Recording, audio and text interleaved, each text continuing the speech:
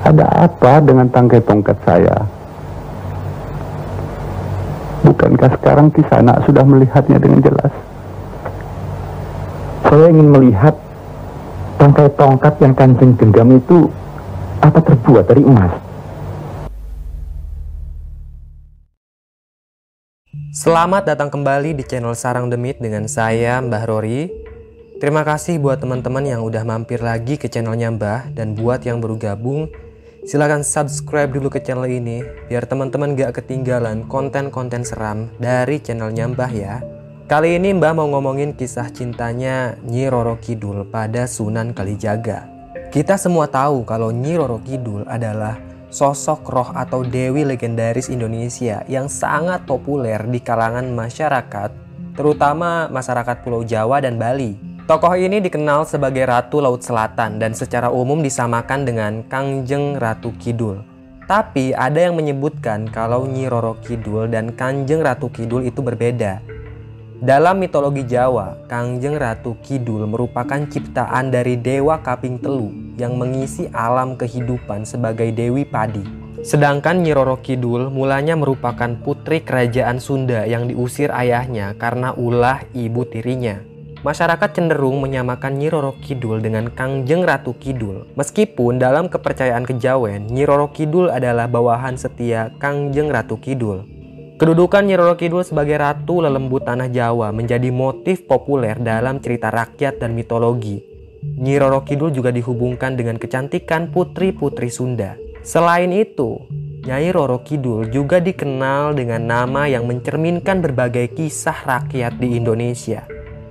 Ia lazim dipanggil dengan nama Ratu Laut Selatan dan Gusti Kangjeng Ratu Kidul. Penggunaan gelar seperti Nyai, Kangjeng, dan Gusti itu dimaksudkan untuk mengagungkan Nyai Roro Kidul. Orang-orang juga menyebutnya sebagai eyang atau nenek ya. Uniknya, ada kalangan yang menyebutkan kalau wujud Nyi Roro Kidul itu seperti Putri Duyung. Tapi belum ada bukti nyata tentang perwujudan tersebut. Terkadang orang juga menyebut namanya sebagai Nyai Loro Kidul menggunakan L. Dalam bahasa Jawa, loro artinya dua, atau bisa juga diartikan loro itu sakit dan menderita. Sementara bahasa Jawa, rara atau roro memiliki arti gadis. Masyarakat Sunda mengenal Nyi Roro Kidul sebagai penguasa spiritual kawasan Laut Selatan di Jawa Barat.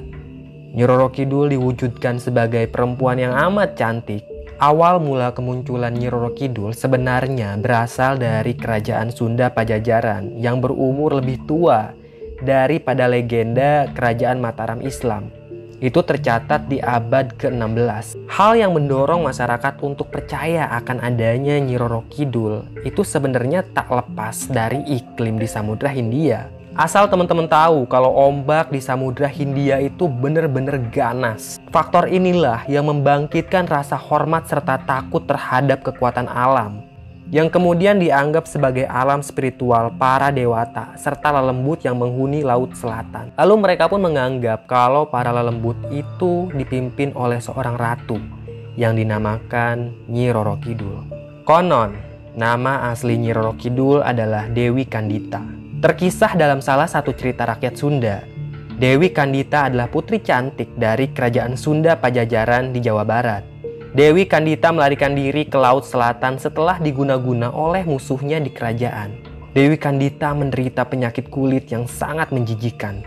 Ia frustasi, lalu melompat ke lautan, dan saat Dewi Kandita muncul ke permukaan, penyakitnya itu sembuh. Dia juga menjadi lebih baik. Para lelembut kemudian mengangkat Dewi Kandita menjadi Ratu Lelembut Laut Selatan yang legendaris sampai saat ini. Ada versi lain di balik kisah kemunculan Nyi Roro Kidul, tapi masih dengan nama tokoh yang sama, yaitu Dewi Kandita. Di versi yang satu ini, Dewi Kandita dikisahkan sebagai anak tunggal dari Raja Munding Wangi yang berasal dari kerajaan Pajajaran. Karena kecantikannya, Dewi Kandita dijuluki sebagai Dewi Srengenge, yang artinya Dewi Matahari. Meskipun sang raja punya putri yang sangat cantik, Tapi Raja Munding Wangi tetap bersedih karena ia tidak memiliki putra yang dapat menggantikannya sebagai raja. Sang raja kemudian menikah dengan Dewi Mutiara dan mendapatkan putra dari pernikahan tersebut. Dewi Mutiara ingin putranya menjadi raja tanpa ada rintangan di kemudian hari, sehingga ia berusaha menyingkirkan Dewi Kandita. Suatu hari Dewi Mutiara menghadap raja dan memintanya untuk menyuruh Kandita pergi dari istana. Sang raja pun berkata bahwa ia tidak akan membiarkan siapapun yang ingin bertindak kasar pada putrinya. Mendengar jawaban itu, Dewi Mutiara tersenyum dan berkata manis sampai raja tidak marah lagi kepadanya. Keesokan harinya, sebelum matahari terbit, Dewi Mutiara mengutus pembantunya untuk memanggil seorang tukang tenung, atau dalam kata lain tukang santet ya. Dia menyuruh sang dukun untuk menyantet Kandita. Pada malam harinya, tubuh Kandita gatal-gatal dan dipenuhi kudis. Tubuhnya juga bau busuk dan penuh dengan bisul.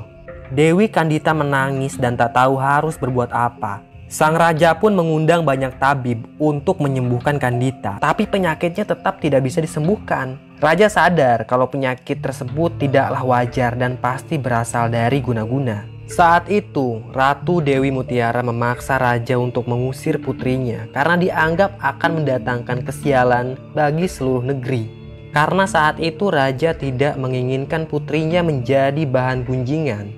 Ia pun terpaksa menyetujui usul Ratu Mutiara untuk mengirim putrinya keluar dari negeri mereka. Kandita pun pergi berkelana sendirian tanpa tujuan. Ia tidak dendam pada ibu tirinya, melainkan meminta agar Sang Hyang Kersa mendampinginya dalam menanggung penderitaan. Hampir 7 hari 7 malam, akhirnya ia tiba di Samudra Selatan. Ajaibnya, air samudra itu putih dan jernih, tidak seperti samudra lainnya yang berwarna biru atau kehijauan. Tiba-tiba ia mendengar suara gaib yang menyuruhnya terjun ke dalam laut selatan. Air Samudra Selatan melenyapkan bisulnya tanpa meninggalkan bekas. Malah dia menjadi semakin cantik. Ia pun memiliki kuasa atas Samudra Selatan dan menjadi seorang dewi yang disebut Nyi Roro Kidul. Dan dia hidup abadi. Perlu teman-teman ketahui kalau kawasan pantai Pelabuhan Ratu secara khusus dikaitkan dengan legenda ini. Lalu bagaimana pertemuan Nyi Roro Kidul dengan Sunan Kalijaga sehingga Nyi Roro Kidul sempat jatuh cinta pada Kanjeng Sunan? Sebenarnya Sunan Kalijaga mempunyai hubungan yang mendalam dengan Nyi Roro Kidul. Sunan Kalijaga diperkirakan lahir pada tahun 1450 dengan nama Raden Said. Dia adalah putra Adipati Tuban yang bernama Tumenggung Wilatikta, atau orang-orang juga biasa menyebut Raden Sahur. Nama lain Sunan Kalijaga antara lain Lokajaya, Syekh Malaya, Pangeran Tuban, dan Raden Abdurrahman. Berdasarkan satu versi masyarakat Cirebon, nama Kalijaga berasal dari desa Kalijaga di Cirebon. Pada saat Sunan Kalijaga berdiam di sana, beliau sering berendam di sana. Terkait asal-usul Sunan Kalijaga, ada 2 pendapat yang berkembang. Pendapat pertama adalah yang menyatakan Sunan Kalijaga itu orang Jawa asli. Pendapat ini didasarkan pada catatan historis Babad Tuban. Di dalam babad tersebut dikisahkan kalau Arya Teja alias Abdurrahman berhasil mengislamkan Adipati Tuban, Arya Dikara, dan mengawini putrinya. Dari perkawinan tersebut, Arya Teja kemudian memiliki putra bernama Arya Wilatikta. Catatan Babad Tuban ini diperkuat juga dengan catatan masyhur penulis dan bendahara Portugis yang bernama Tom Paires. Menurut catatan Tom Paires, penguasa Tuban pada tahun 1500 Masehi adalah cucu dari penguasa Islam pertama di Tuban, yakni Arya Wilatikta. Dan Sunan Kalijaga atau Raden Mas Said adalah putra Arya Wilatikta. Adapun pendapat yang kedua menyatakan Sunan Kalijaga adalah keturunan Arab.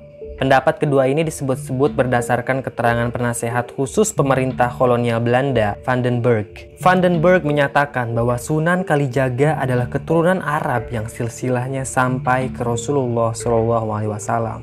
Dalam kesehariannya, Sunan Kalijaga lebih sering mengenakan pakaian serba hitam dengan belangkon khas Jawa. Sementara dalam mengenalkan Islam kepada masyarakat, Sunan Kalijaga kerap memasukkan nilai-nilai Islam dalam tradisi atau budaya masyarakat lokal seperti kesenian wayang dan lagu-lagu daerah. Sunan Kalijaga yang semasa hidupnya bernama Raden Said pernah kedapatan mencuri barang hasil bumi yang tersimpan di gudang kadipaten. Tapi hasil curiannya itu bukan untuk dinikmati sendirian, melainkan ia bagikan terhadap warga yang kala itu tengah dilanda kekeringan serta krisis kelaparan. Hal itu terpaksa dilakukan Sunan Kalijaga karena keprihatinan beliau melihat kesengsaraan rakyat yang terbebani upati tinggi saat musim kemarau. 1-2 kali mencuri, aksi Sunan Kalijaga masih aman. Namun lama-kelamaan aksinya kepergok dan tertangkap oleh pasukan pengawal kadipaten. Kemudian Sunan Kalijaga diserahkan pada ayahnya, Tumenggung Wilatdikta. Namun rupanya hukuman itu tidak membuat Sunan Kalijaga jera. Sunan Kalijaga selalu ingin menolong rakyat-rakyat jelata. Dia pun kembali mencuri, namun kali ini dia mencurinya di rumah-rumah bangsawan. Tapi lagi-lagi perbuatannya itu ketahuan. Sebagai hukumannya, Sunan Kalijaga pun akhirnya diusir dari kadipaten. Dikisahkan dalam masa pengembaraannya, Sunan Kalijaga bertemu dengan seorang pria tua yang tengah berjalan sendirian. Pria itu menggunakan tongkat yang terbuat dari emas. Saat itu timbullah dalam pikiran Sunan Kalijaga untuk merampok dan merebut tongkat emas milik pria tua itu. Namun sayang, kali ini Sunan Kalijaga salah sasaran. Sebab yang dirampok itu bukanlah pria sembarangan. Dia adalah salah satu wali yang dituakan. Namanya adalah Sunan Bonang. Sunan Kalijaga tidak berhasil merampok pria tua itu. Bahkan dia malah berbalik kagum setelah Sunan Bonang memperlihatkan karomahnya dengan mengubah buah aren menjadi emas. Dari sinilah Sunan Kalijaga sadar dan dia memohon untuk dijadikan murid oleh Sunan Bonang. Dimohon menjadi gurunya, Sunan Bonang tak lantas mengiyakannya. Beliau ingin menguji dulu keteguhan dan keseriusan Sunan Kalijaga. Sunan Bonang pun memerintahkan pada Sunan Kalijaga untuk menunggui tongkat emasnya yang dia tancapkan di pinggiran kali. Saat itu Sunan Kalijaga pun menyanggupinya. Entah berapa lama Sunan Kalijaga menunggui tongkat milik Sunan Bonang tersebut. Tapi yang pasti dia berhasil lulus dari ujian dengan menjalankan amanah Sunan Bonang. Karena begitu tekun dan kuatnya menjaga tongkat emas Sunan Bonang di pinggir kali. Dari sinilah kemudian dia disebut sebagai Sunan Kalijaga. Setelah mendapat julukan Sunan Kalijaga, beliau pun melakukan syiar Islamnya di sekitaran kerajaan Demak. Sunan Kalijaga pun sangat berandil besar dalam pendirian kerajaan Islam pertama di Pulau Jawa tersebut. Sunan Kalijaga adalah seorang anggota Wali Songo yang memiliki ilmu kanuragan dan ilmu kebatinan yang sangat tinggi. Karena dengan kekuatan dan kesaktian ini, dalam satu riwayat dikisahkan bahwa beliau mampu menaklukkan penguasa pantai selatan, yaitu Nyi Roro Kidul. Hingga akhirnya yang bersangkutan itu memeluk agama Islam. Kisah pertemuan Sunan Kalijaga dengan penguasa pantai selatan ini diawali saat semua daerah di wilayah pantai tersebut dilanda wabah penyakit. Konon penyakit yang melanda masyarakat disebabkan oleh kejahatan Nyi Roro Kidul. Merasa iba dan kasihan, Sunan Kalijaga mencoba untuk melawan wabah penyakit itu. Beliau pun bertarung dengan Nyi Roro Kidul. Sayang, pada kesempatan itu Sunan Kalijaga mengalami kekalahan. Namun setelah kekalahan itu, akhirnya Kanjeng Sunan Kalijaga mendapat wangsit atau petunjuk. Jika ingin mengalahkan Nyi Roro Kidul, ia harus menghatamkan Al-Quran terlebih dahulu. Singkat cerita, Sunan Kalijaga pun berhasil hatam Quran di Masjid Demak dengan disaksikan oleh beberapa anggota Wali Songo lainnya. Tak lama kemudian, usai sholat subuh berjamaah, para wali menemukan kulit kambing. Kulit kambing tersebut kemudian dibuat menjadi rompi dengan rajahan oleh Sunan Bonang. Rompi inilah yang kemudian disebut sebagai rompi Ontokusumo, hingga akhirnya dipakai oleh Sunan Kalijaga. Setelah memakai rompi tersebut, kekuatan Sunan Kalijaga menjadi berlipat ganda. Rompi itu pula lah yang menjadi tameng dalam pertempurannya menaklukkan Ratu Pantai Selatan alias Nyi Roro Kidul. Namun ada versi lain mengisahkan bahwa pertemuan Sunan Kalijaga dengan Nyi Roro Kidul berawal dari sebuah peperangan antara Prabu Siliwangi dan Sunan Kalijaga. Saat itu Sunan Kalijaga adalah utusannya Sunan Gunung Jati. Nah, peperangan itu disebabkan karena Prabu Siliwangi yang merupakan Raja Pajajaran gak terima dirinya diislamkan oleh Sunan Gunung Jati. Dikutip dari misteri-pedia.com, kala itu terjadi benturan amat hebat antara dua kepercayaan yang sama-sama kuat, yaitu benturan antara umat Islam dan Hindu. Inilah yang menyebabkan perang saudara terjadi antara Prabu Siliwangi yang terkenal sakti mandraguna dengan pasukan dari kerajaan Cirebon. Dalam peperangan itu diutuslah Pangeran Arya Kemuning, Dewi Nyimas Gandasari, serta Nyimas Roro Kencono untuk menaklukkan kesaktian Prabu Siliwangi. Namun semuanya gagal karena Prabu Siliwangi ini sangat sakti. Karena itu akhirnya Sunan Kalijaga diutus untuk menghadapi sang Prabu Siliwangi. Namun lagi-lagi Sunan Kalijaga kalah. Sunan Gunung Jati mendapat petunjuk atau ilafat bahwa untuk menaklukkan Prabu Siliwangi hanya bisa dilakukan dengan menggunakan tombak Karera Reksa. Ini adalah tombak sakti milik Nyi Roro Kidul.